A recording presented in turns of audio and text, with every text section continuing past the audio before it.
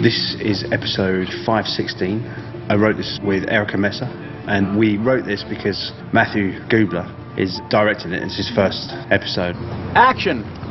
His favourite episodes are always when they're really creepy and there's something scary and weird.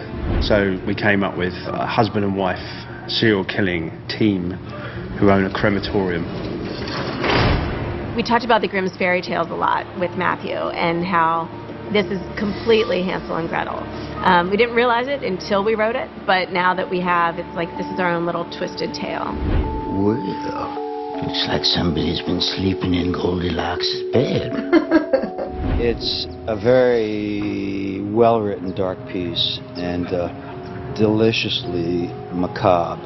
I am the dominatrix in the relationship, and Bud is happy to acquiesce.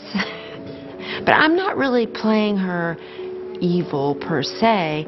I'm playing her like a mom, like a married woman who loves her husband, and this is the ritual, this is what they do, and it's just matter of fact and part of their lives. Believe it or not, I'm able to do it without any judgment of her. Of course, I can only imagine watching this episode. It's going to be so freaky. Told you.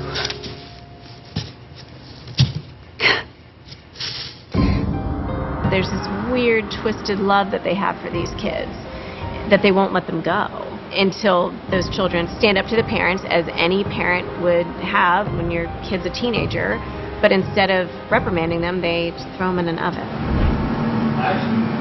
Well, we're baking today. We're at the crematorium, and I've already put one child to rest in the crematorium earlier in the day.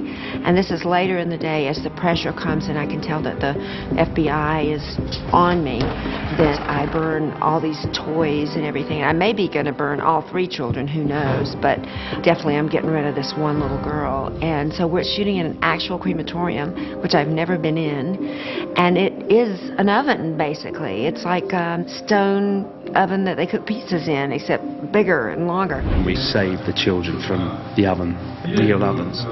It's just another typical Tuesday. Come on, you gotta be kidding.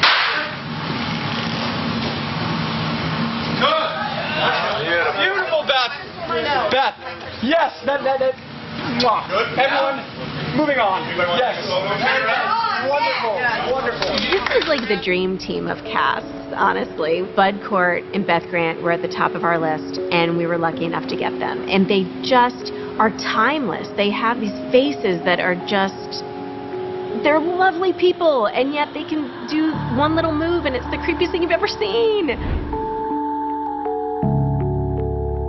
And then with Ann Cusack as Sarah, we couldn't have asked for anything more. She is everything you need her to be. Charlie! Her son was abducted, and no one really believes her. She starts drinking, and, she's a mess. Not hard to profile, is it? You think I'm insane? It is challenging, to stay dark and have to stay dark, doing it over and over and over again. Something has to be kind of wrong with me, that I want to be so dark and searching for my son and turning into an alcoholic. And If you didn't believe for all those years that your son was still alive, none of us would be here now. I would have felt if he was gone. Ann Cusack and, oh my gosh, Brooke Smith, they were all our #1 choices, and we got all of them. So we're really, really lucky. That doesn't happen a lot.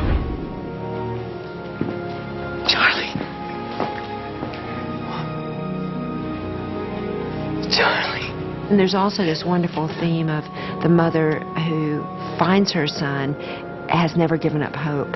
I think that shows like Criminal Minds deal with life and death issues and the real world and the scary things out there. And if we can sit in our living rooms and we can watch and we can process all these fears that we have, I think it's awesome.